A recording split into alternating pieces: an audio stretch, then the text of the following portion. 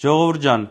չստացված նախարար Գևորգ Պապոյանով հայտնի իր սուտ խոսալով, այս անգամ ստերի հերը վերջնականապես անիծեց։ Ասում է, որ հեծի մեր սակագնի, այսինքն իմ, ձեր, տան, լուսի փողի մեջ մտնում է հեծի վերցրած վարկերը կամ ինչ-որ տոկոսներ եւ այլն։ Սուտ է խոսում։ Ուղղակի սուտ։ Ժողովուրդ ջան, ուրեմն կա մեթոդիկա պետության կողմից սահմանված հոսանքի սակագնի, իմ, ձեր, տան, լույսի սակագնի մեթոդիկա, որը պետությունն է կազմել, պետությունն է գրել, որտեղ որ չկա գետ մի կետ, որտեղով որ երևում է, որ հեծի վերցրած վարկերի տոկոսները ներառվում են մեր, ձեր տան, լույսի փողի մեջ։ Չկա այդպես բան։ Սամվել Կարապետյանը վճարում է իր միջոցներից, իր գրպանից։ Այսքանը ֆիքսեցինք, բայց այս երիտասարդի նմանների այդ փոքրիկ խմբակի մեր վզին բերած 13 միլիարդ դոլար պարտքը վճարելու եմ ես, իմ երեխեքը, դուք ու ձեր երեխեքը։ Էդ էլ ֆիքսեք։ 2016 թվականից մինչ օրս 200 միլիարդից ավել ներդրում Սամվել Կարապետյանը արել է կործանման եզրին կանգնած հեծը ոտքի կանգնեցնելու համար։ Ժողովուրդ ջան, հաջորդ հարցը։ Ուրեմն այս տղան ինչ է ասում։ Ասում է 6.4 միլիարդ վերցրել են, անտոկոս տվել են մի այլ կազմակերպության, հետո հետ են վերցրել։ Ուրեմն տեսեք ոնց է։ 6.4 միլիարդ դրամ հեծը տվել է իր մայր սեփականատեր կազմակերպությանը։ Իր սեփականատեր կազմակերպությանը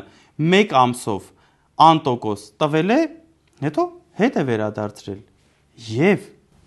ինչ եղավ։ Ոչ մի բան, ոչ իմ վրա ազդեց, ոչ ձեր վրա ազդեց, ոչ հեծի որևիցե ինչ-որ մի բանի վրա ազդեց։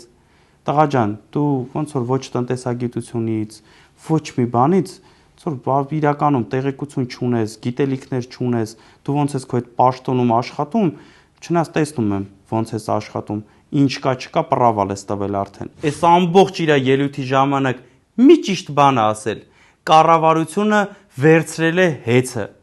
Միակ ճիշտ բառը, որ դու ասել ես։ Դա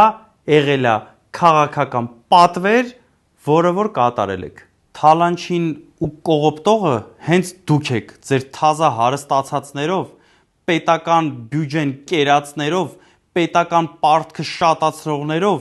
դու ավելի լավ էր մնայր գոտիդ ծախեր, այդ գործը նորմալ է իրանում։ Մենք հիմա այսքան պետական պարտք վզներից չէինք ունենա։ Ու մեկ էլ այդ տղան խոսում է, թե ում այդքան փող տան, բիզնես չի անի, գործարան չի կառուցի։ Դու ինչ ունես արած, դու ինչ կարաս անես։ Այո, մենք կառուցել ենք գործարաններ։ Այո, մենք ստեղծել ենք աշխատատեղեր։ Փառք Աստծո, մեր մոտ շատ լավ ստացվում է։ Անցած անգամ էլ ձեզ խնդրեցի, ասեցի, այս կես տարին ոչ մի բան մի արեք, էլ մի քանդեք։ Մենք կգանք, կկառուցենք ու կզարգացնենք մեր պետությունը։ Այս 7 տարին քանդել եք, 6 ամիս համբեր եք, ոչ մի բան մի արեք։ Ժողովուրդ ջան, հիմա դուք ասեք, ինչ է կոչվում այն մարդը, ով մեղադրում է արդար մարդուն ու գիտի, որ սուտ է խոսում։ Հասկանում եմ, բայց խնդրում եմ առանց հայհոյանքների։ Չի ֆայմել գոնե ճանապարհին զանգին Մեսրոպին ՀՑԿՀ-ի, գոնե մի երկու հատ հարց տար, այդքան խայտառակ չլիներ։